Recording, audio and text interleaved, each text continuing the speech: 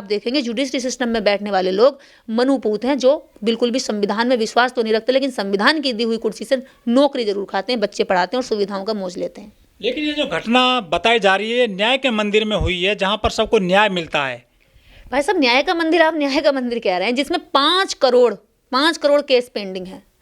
देर से न्याय देना भी अन्याय की ही श्रेणी में आता है। 5 करोड़, और हर उसमें डिस्ट्रिक्ट कोर्ट में लगभग 8 से 10 लाख केसेज ऐसे हैं जो केवल सुनवाई पर ही चलते हैं, ट्रायल पर ही चलते रहते हैं। बूढ़ा बच्चा, जो बच्चा होता है वो जवान हो जाता है, केसेस के डिसीजन नहीं आते हैं, और जो जवान होता है वो बूढ़ा हो जाता है, और जो बूढ़ा होता है जिस समय शुरुआत होती है वो मर जाता है। तो ये तो इस देश का जुडिशरी सिस्टम है, कारण कोलिजन सिस्टम। यहाँ पर जजेस की जो नियुक्ति होती है वो यहाँ एक प्रॉपर वर्ग कास्ट की वजह से होती है। उस कास्ट की नियुक्तियां होती हैं जिस कास्ट को, जिस वर्ग को, जिस पूरे सोसाइटी को, ऐसे वर्ग को इस देश में ब्रिटिश गवर्नमेंट ने बैन कर दिया था कि उनकी न्यायालय में नियुक्तियां नहीं होंगी, क्योंकि उन लोगों के चरित्र में न्याय नहीं होता, महिलाओं के प्रति समानता नहीं होती, उनकी सोच अच्छी नहीं होती है, निकृष्ट और विकृत सोच होती है। तो ऐसी सोच के वर्ग को जब ब्रिटिश गवर्नमेंट ने यहाँ पर पूरी तरह से न्यायालय में बैन कर दिया था, लेकिन आज दुर्भाग्य है आज़ाद भारत का कि आज़ाद भारत के सारे जुडिशरी में वही लोग बैठे जिनको न्याय की दृष्टि से गलत माना गया था, जिनके चरित्र में ऊपर से नीचे तक अन्याय है। आज वो न्याय करने वाली कुर्सी पर बैठे, तो ये ऐसा ही न्याय होगा जब सरकार के सामने इस देश की जनता जागरूक नहीं होगी, मांग नहीं करेगी। यही शिक्षित महिलाएं जो आज इच्छा मृत्यु मांग रही है, यही शिक्षित महिलाएं कभी भी सामने आकर के इनके कभी आपने पहले बयान नहीं सुने होंगे कि संविधान में पावर है या फिर धर्म में पावर है, या फिर जो ये जिन चीजों को मानती हैं उन चीजों में पावर है। जब इनके साथ होता है तो न्याय की भी गुहार संविधान से ही लगाई जाती है, और संविधान ही न्याय दे सकता है। कल को जब ये जजेस फैसला सुनाएंगे, निर्णय देंगे, जजमेंट देंगे अपने कोर्ट में, तो वहां पे अपराधी खड़ा होकर के उस जज की ओर को देख के हंसेगा कि नहीं हंसेगा कि अरे जज साहब, आप तो खुद ही 376 के मुकदमे में जो है यहाँ हमें ज्ञान दे रहे हो और हमें जो है आप सजा सुना रहे हो। किस मुंह से सजा सुनाएंगे वो, किस मुंह से सजा सुनाएंगे, और किस प्रभाव से वो अपने जजमेंट में अपराधी के ऊपर जोर प्रेशर डलेगा कि उनकी बात का दम कैसे पड़ेगा उनकी कोर्ट में वकीलों पर और उनके अपराधियों पर या दोनों पक्षों पर, कि ये हमारे लिए सुना पाएंगे। पीड़िता के मन में तो पहले ध्यान रहेगा, भाई जब ये व्यक्ति खुद महिला के साथ शोषण कर सकता है तो मेरे लिए कैसे न्याय सुना सकता है। लेकिन जो जज पीड़िता है उसने इच्छा मृत्यु मांगी है, क्या उसको पता नहीं है कि न्याय मिल सकता है किसी न किसी कोर्ट में, किसी न किसी अफसर के यहाँ से? क्या उसकी जो है पूरी आशाएं खत्म हो गई हैं जो उसने इच्छा मृत्यु मांग ली? देखिए, इस देश के अंदर वो जानती होंगी कि क्योंकि वो जुडिशरी से संबंधित हैं, वो जानती हैं कि इस देश में कोर्ट में जो सुनवाई होती है, जो ट्रायल होते हैं, जो बहस होती हैं, जो चर्चाएं होती हैं, डिस्कशन होते हैं, वो सालों साल तारीख पे तारीख मिलती रहती है। आदमी बूढ़ा हो जाता है लेकिन न्याय नहीं मिलता है, आदमी मर जाता है लेकिन न्याय नहीं मिलता। ये बात भले ही एक आम नागरिक भले ही अच्छे से ना समझे, लेकिन जुडिशरी में बैठा हुआ व्यक्ति अच्छे से समझता है। इसलिए उन्होंने अपना शॉर्ट तरीका अपनाया कि मैं अब पूरी जिंदगी केस लड़ने से बेहतर है कि मैं यहाँ पर इच्छा मृत्यु मांग लूं, क्योंकि वो आगे तक का परिणाम जो है अपने इमेज कर चुकी हैं कि आगे मेरे साथ क्या होने जा रहा है। क्योंकि डिस्ट्रिक्ट जज है, कोई छोटी पोस्ट तो है नहीं, वो अपने और भी बहुत सारे गुर्गे तैयार कर सकता है, या उनके खिलाफ उनकी जान को भी रिस्क हो सकता है, या वो किसी और दुर्घटना में मार दे सकता है। तो इसलिए उन्होंने समझ में है, उनकी बहुत अच्छी समझ है ये कि वो आगे वाली सारी चीज़ों को समझ पा रही है, इसलिए उन्होंने इस तरह का कदम उठाया है। एक आम नागरिक भले ये बात ना जानता हो या ये चीज़ें नहीं समझता हो कि कोर्ट में जाने पर उसका जीवन कितना कठिन हो जाएगा, लेकिन जुडिशरी से जुड़ा हुआ व्यक्ति ये बात समझता है कि न्याय नहीं मिलता, मिलती है तो सिर्फ क्या, तारीख पे तारीख। देखिए, जब एक जज कोर्ट में इच्छा मृत्यु मांगने के लिए हाजिर होती है तो इसी से राम राज्य की पोल खुल जाती है कि ऐसा ही राम राज्य यहाँ पर होगा। जब राम राज्य आएगा तो औरतों को या तो अग्नि परीक्षा देनी पड़ेगी ज़बरदस्ती, या फिर जब उनसे सहन नहीं होगा तो वो इच्छा मृत्यु की मांग करेंगी। जब एक सिविल जज ये कह रही है कि मैं मरना चाहती हूँ क्योंकि मैं अब न्याय तक नहीं पहुँच पाऊँगी, आप इसी से अंदाज़ा लगा सकते हैं कि एक जो ग्रामीण गांव की, जो शहर से दूर रहने वाली महिला, जो खेतों में काम करती है, जो मजदूरी करती है, जो सड़कों पे झाड़ू लगाती है, जो घरों में मलमूत्र उठाती है, सफाई करती है, ऐसी महिलाओं के साथ कितना यौन शोषण होता होगा, उनकी स्थिति कितनी दयनीय होगी। उनसे जब बात करेंगे तो उनके हालत किस तरह के, कितने दर्दनाक निकलेंगे। जब इस देश के अंदर शिक्षित महिला खुद एक जजमेंट देने वाली कुर्सी पर बैठने वाली महिला के साथ यदि यौन शोषण हो जाता है और यौन शोषण के बाद उसे न्याय नहीं मिलता और वो इतनी इतनी थक जाती है कि वो इच्छा मृत्यु तक की मांग करती है। तो इससे हमें तो यही लग रहा है, और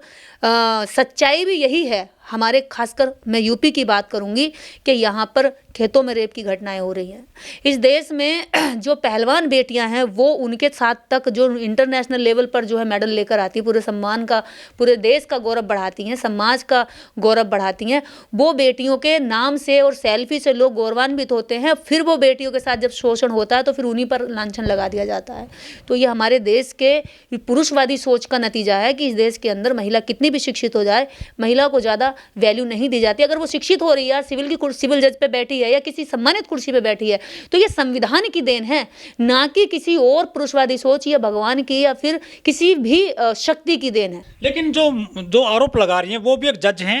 और जो जिन पर आरोप लगाया है वो जिला जज हैं। ये दोनों ही पद जो है एक सुप्रीम पद होते हैं ये किसी भी संस्था में, और ये जब इन पे खुद आरोप लग रहे हैं तो एक आम आदमी को कैसे न्याय मिलेगा?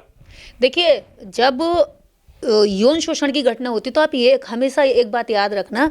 कि वहाँ पे बहुत बड़ी पोस्ट का कोई लेना देना नहीं होता है, क्योंकि यहाँ पे जब ये चीज़ें क्रिएट होती हैं तो उस वक्त इंसान के दिमाग में महिला सिर्फ महिला रह जाती है। उसकी पोस्ट, उसकी पावर, उसका ये जो भी उसके पास शक्तियाँ हैं वो उनको किनारे रख करके केवल शोषण के बारे में सोचता है। और यही कारण है कि हमारे देश के अंदर यहाँ पर मंचों पर आपने देखा होगा, बीजेपी की रैलियों में पिछले साल भी कई वीडियो वायरल हुई थी कि मंचों पर महिलाओं के कमर में नेता हाथ डाल रहे हैं, महिलाओं के गले में हाथ डाल रहे हैं जबरदस्ती, और महिलाएं अनकंफर्टेबल फील कर रही है, वो पीछे को हट रही है लेकिन वो कमर में जबरदस्ती हाथ डाल रहे हैं, लड़कियों को गलत जगहों पर बैड टच कर रहे हैं। तो क्या है, वो उस वक्त पे क्या करते हैं कि उन्हें दिमाग में सिर्फ महिला महिला नजर आती है, महिला की पोस्ट पावर या उसका डिग्निटी समझ में नहीं आती है। तो इस देश की जो पुरुषवादी सोच है, जो इस देश के अंदर जिस पुरुषवादी सोच के खिलाफ बाबा साहब डॉक्टर अंबेडकर इस देश में संविधान लागू करके गए, उसी संविधान के विरोधी लोग आज अगर संवैधानिक कुर्सी पे भी बैठे होंगे तो उनकी सोच में वही कचरा भरा होगा औरतों के प्रति कि औरत केवल शोषण का सामान है। जो आरोपी हैं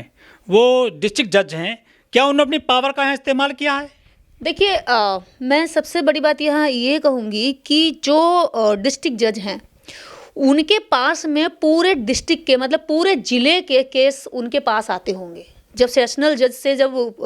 नहीं वो होता है, वहाँ से हट जाता, तो डिस्ट्रिक्ट कोर्ट में जब चीज़ें जाती हैं तो डिस्ट्रिक्ट कोर्ट जिले का सबसे बड़ा जज माना जाता है। उसके पास में आए हुए केसेस की वो स्टडी करके वो न्याय देता है। अब जो व्यक्ति डिस्ट्रिक्ट जज बनकर बैठा है वो यहाँ भी ऐसे नहीं आया होगा डायरेक्ट, वो प्रमोशन करके आया होगा, नीचे के सेशनल कोर्ट से आया होगा। उसने वहाँ पर कितना न्याय दिया होगा, वहाँ पर उसने पीड़ित महिलाओं के पक्ष में कितने बयान, वो कितने जजमेंट दिए होंगे, या उन पर उसने कैसी सोच रखी होगी। जब खुद व्यक्ति किसी महिला के साथ यौन शोषण कर रहा है और वो एक जज की कुर्सी पर बैठा है, तो जज की कुर्सी पर बैठने वाला व्यक्ति किसी दूसरे के पक्ष में या किसी दूसरी पीड़िता के बारे में कैसा सोचता होगा, या उसने अब तक कैसे न्याय करे होंगे। इनके ऐसे जजों के खिलाफ महाभियोग चला करके ऐसे जजों को कुर्सी से उतार कर ऐसे जैसे नॉर्मल लोगों को सजा होती है वैसी ही कानूनन सजा मिलनी चाहिए। लेकिन जो पीड़िता है वो भी एक जज है, इतना ऊंचे ओहदे पर चली गई है वो, उसके बावजूद वो महिला का होने का शोषण, वो मतलब शोषण झेल रही है। देखिए, जो भी महिला इस देश के अंदर पदों पर पहुंच जाती हैं, कई बार होता क्या है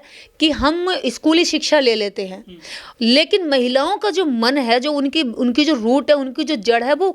कितने भी बड़ी पोस्ट पे जाकर हो वो नरम रहती है, कोमल रहती है। वो हो सकता है कि किस तरह से वो किस तरह के ट्रैप में फंसी होगी, किस तरह से झूठ सच बोला गया होगा और बाद में चीज़ें खुली होंगी, या कैसे उनके साथ ये सब कुछ हुआ, वो उस पर पूरा डिफाइन कर रही हैं वीडियो में बाकायदा। तो उस महिला के दर्द को सुन के लगता है कि वाकई में उसके साथ जो हुआ है, कोई भी महिला इच्छा मृत्यु क्यों मांगेगी। कोई महिला जो सुन रही है, इतने सारे पीड़ितों को सुनती है, वहाँ पर सबके बयान सुनती है, बयान सुनकर जजमेंट देती है, एक जजेस की कुर्सी पर बैठने वाली महिला एक स्थिति में इतनी ज़्यादा मानसिक रूप से हैरेस हो जाएगी कि वो खुद के लिए मौत मांगेगी। ऐसा मतलब आज वो खुद कटघरे में खड़ी होकर के मौत मांग रही, तो इससे पता आप खुद लगा सकते हैं कि वो किस हद तक टूटी होगी, किस हद तक परेशान हुई होगी कि वो आज इच्छा मृत्यु मांगने के लिए मजबूर हुई है। तो इस देश के अंदर महिलाओं की स्थिति किसी भी पोस्ट पर जाने के बाद नहीं सुधरी है। कारण ये है कि पुरुषवादी सोच आज भी हावी है, चाहे वो जज बन जाए पुरुष, चाहे इस देश का प्रधानमंत्री बन जाए, चाहे इस देश का किसी भी जुडिशरी में सिस्टम में बैठ जाए। और ज़्यादातर एक महिला का न्याय के मंदिर में शोषण होता है तो फिर उसको न्याय कहाँ मिलेगा फिर अगली बार? भगवान के मंदिर में शोषण हो जाता है भाई साहब। यहाँ आप न्याय के मंदिर की बात कर रहे हैं, या न्याय के मंदिर में तो भगवान के ही पुजारी बैठे हैं सारे। आप देख देखेंगे एक जज टीका लगाकर कलावा बांधकर जजेस की कुर्सी पर बैठा है, तो आप उसकी वो क्या अपना सामने खड़े हुए लोगों को बता रहा है कि मैं किस चीज़ को फॉलो करता हूँ, मेरी सोच कहाँ तक है, मेरी क्या सोच है। जब एक जज की कुर्सी पर बैठने वाला व्यक्ति भी किसी पत्थर के मूर्ति के आगे 10 बार माथा टेकता है और एक रिक्शा चलाने वाला भी, सफाई करने वाला भी 10 बार मूर्ति और पत्थर के आगे माथा टेकता है, तो आप मुझे ये बताइए उस अनपढ़ रिक्शा चलाने वाले में और उस शिक्षित जज की कुर्सी पर बैठकर न्याय देने वाले दोनों व्यक्तियों में क्या अंतर रहा मानसिक रूप से? मानसिक रूप से तो दोनों ही गुलाम रहे ना। मैं कुर्सी की योग्यता उसने भले ही हासिल कर लिया, जाति का खास उसने फायदा उठा करके वहां पहुंच गया, लेकिन मानसिक रूप से खुली विचार में तो दोनों ही बराबर है। इतना मतलब ना उसकी सोच का विकास हुआ है ना उसकी सोच का विकास हुआ है, तो ऐसे लोग क्या न्याय देंगे? न्याय वो दे सकता है जो साइंटिफिक टेम्परामेंट पर सोचता हो, जो बराबरी पर सोचता हो, जो गरीब के प्रति दर्द रखता हो, जो औरतों के प्रति सम्मान रखता हो। औरतों के प्रति सम्मान रखने वाले लोगों के अंदर जब ये समझ में आ जाएगा तो वो पहली तो यह होगी इस कुर्सी पर बैठने के बाद इस तरह का काम करने की नहीं सोचेंगे, क्योंकि उन्हें अपने जो पोस्ट है उसकी डिग्निटी का ध्यान रहेगा कि मैंने ये गलती कर दी तो फिर इस डिस्ट्रिक्ट के अंदर रहने वाले जो और नागरिक हैं, जो और डिस्ट्रिक्ट में रहने वाले लोग हैं जो अपराधी हैं, उनको और बल मिलेगा। अपराधियों को बल क्यों नहीं मिलेगा? कुछ लोग कहते हैं कि मैं न्याय लूंगा जरूर, तुम्हें कोर्ट में घसीटूंगा, लेकिन कोर्ट में क्या घसीटोगे जब वहाँ कुछ पीड़ित आई, वो जज एक मतलब शोषण का शिकार हुई है। तो ये जो पूरे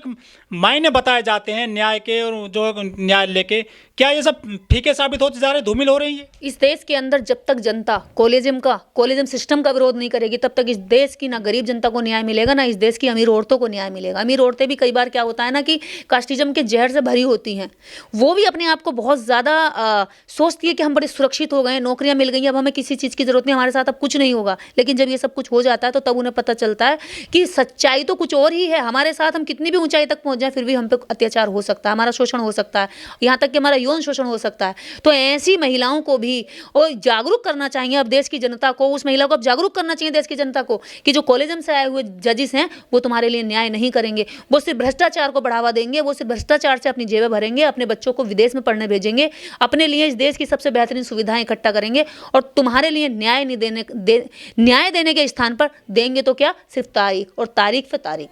देखिए योगी जी की सरकार उत्तर प्रदेश में कहते हैं राम राज्य है, इसके अलावा वो कहते हैं कि आरोपियों के घर पे बुलडोजर चल जाता है, क्या इस पे ऐसी कार्रवाई होगी यहाँ जज के खिलाफ? यहाँ नहीं होगी। क्यों नहीं होगी? क्योंकि इस देश के अंदर आप देखेंगे एक विशेष जितने भी बुलडोजर चलेंगे उसमें या तो दलित रहा होगा, पिछड़ा रहा होगा, या फिर इस देश के अंदर वो अल्पसंख्यक मुस्लिम रहा होगा जो इस देश का नागरिक होकर भी उसे ये साबित करना पड़ता है कि मैं इस देश का नागरिक हूँ, और उसकी तनक तनक बात पर उसकी ज़िंदगी को इतना कठिन और इतना परेशान किया जाता है कि वो कुछ कर नहीं सकता, जैसे भी कुछ बोलेगा वैसे ही कार्रवाई हो जाएगी। और कार्रवाई के नाम पर भी इस हद तक कार्रवाई होगी कि उसका घरौंदा, उसकी झोपड़ी छीन ली जाएगी, उस पर बुलडोजर चल जाएगी। अगर योगी जी वास्तव में कहते हैं कि यहाँ पर अपराधी और गुंडे और बदमाश जो है जेलों में है या उत्तर प्रदेश छोड़ कर भाग चुके हैं, तो आपने तो जो रेपिस्ट हैं वो जजेस बना करके बिठा रखे हैं, वो तो आपकी जुडिशरी में चिपके बैठे हैं, तो कहाँ गए फिर अपराधी? इसका मतलब ये है कि अपराधी अब जजेस बन गए हैं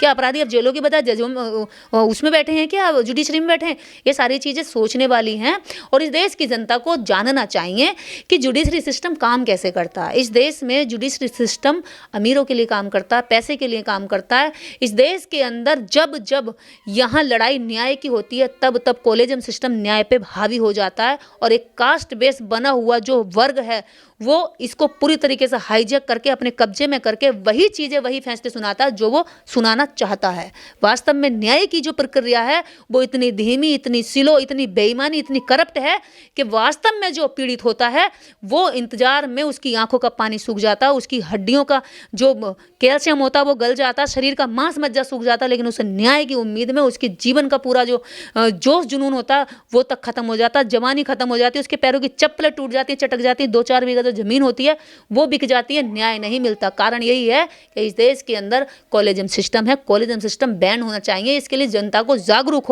होना चाहिए, क्योंकि इसके बारे में ना तो कोई मीडिया बात करती है और ना ही आम जनता को इसके बारे में जागरूक किया गया है। जब एक चपरासी की नौकरी भी है, आप सोचेंगे चपरासी की नौकरी के लिए भी एग्जाम होता है, लेकिन इस देश के अंदर कॉलेजन के तहत ना कोई एग्जाम है ना कुछ है, जिसको सरकार चाहे, जिसको जो अपने भतीजों को बनाना चाहे, बेटी को बनाना चाहे, बेटे को बनाना चाहे, मतलब नेपोटिज्म तो सबसे ज़्यादा यहाँ पर जुडिशरी में है। ये खत्म होना चाहिए ना। इसके खिलाफ कब आवाज़ उठाएंगी देश की जनता? देश की जनता को उठाना चाहिए, खासकर ऐसी महिलाओं को जो जुडिशरी में रह करके जुडिशरी से ही प्रताड़ित हो रही हैं।